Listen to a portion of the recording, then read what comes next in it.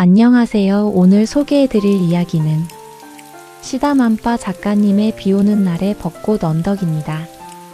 촉촉한 비와 만개한 벚꽃이 어우러진 언덕에서 펼쳐지는 따뜻한 여정 속으로 함께 떠나보실까요? 창밖으로 굵은 빗줄기가 사선을 그리며 힘차게 떨어집니다. 약속했던 서산 한우 목장 벚꽃길을 떠나는 여행날, 유이는 창가에 앉아 흐린 하늘을 보며 망설입니다. 정말 갈 수 있을까? 그때 준이는 따뜻한 홍차 2잔을 들고 다가와 유이의 옆에 앉습니다. 준의 미소에는 비구름도 이길 수 없는 다정함이 가득 담겨 있었죠. 두 사람은 결국 짐을 챙겨 밖으로 나옵니다. 주차장에는 랭글러가 빗물에 젖어 반짝이고 있었습니다. 준이는 조심스레 조수석 문을 열어주고 유이는 가벼운 설렘을 안고 차에 올라탑니다.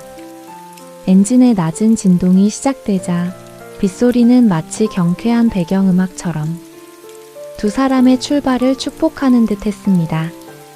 한참을 달려 도착한 서산 한우 목장은 온통 연두빛 파도로 가득합니다. 안개가 낮게 깔린 구름 위로 빗물에 씻겨 더욱 선명해진 초원이 끝없이 펼쳐지죠.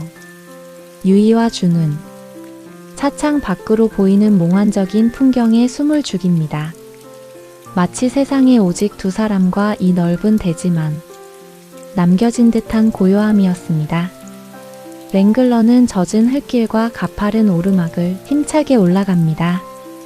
바퀴가 진흙을 헤치며 나아갈 때마다 두 사람의 몸은 기분 좋게 흔들렸죠.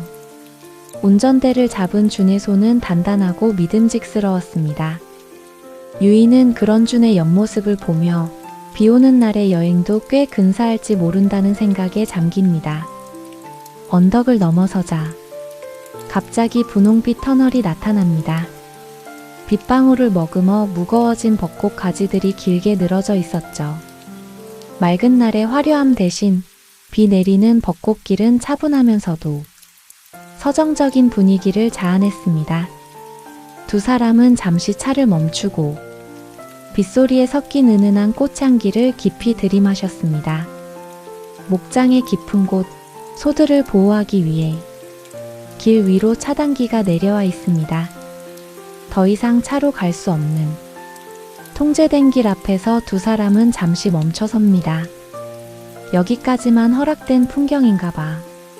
준의 말에 유이는 고개를 끄덕입니다. 자연이 정해준 경계선마저도 오늘은 더없이 평화롭게 느껴지는 순간이었죠. 두 사람은 차에서 내려 나무 데크 길을 걷기 시작합니다. 우산 위로 토독토독 떨어지는 빗소리가 귓가를 간지럽히고 젖은 나무 냄새와 싱그러운 풀 내음이 코끝을 스칩니다. 준이 유이의 어깨가 젖지 않도록 우산을 슬쩍 기울이자 유이는 그의 팔을 더 꼭 껴안습니다. 다시 차 안으로 돌아온 두 사람은 따뜻한 커피를 나누어 마십니다. 랭글러의 튼튼한 천장은 빗줄기를 막아주는 든든한 요새가 되어주었죠. 라디오에서는 잔잔한 음악이 흘러나오고 두 사람은 등받이에 몸을 기대어 말없이 빗소리를 감상합니다.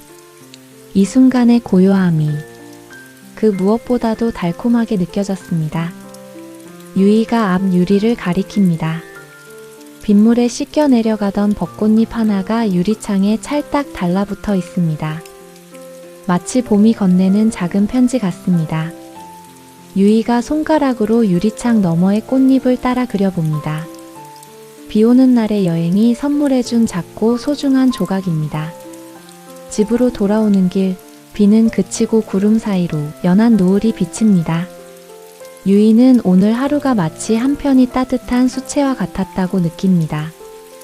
매년 봄은 찾아오지만 빗속에서 함께 보낸 오늘의 서산 목장은 두 사람의 마음속에 영원히 지지 않는 꽃길로 남을 것입니다.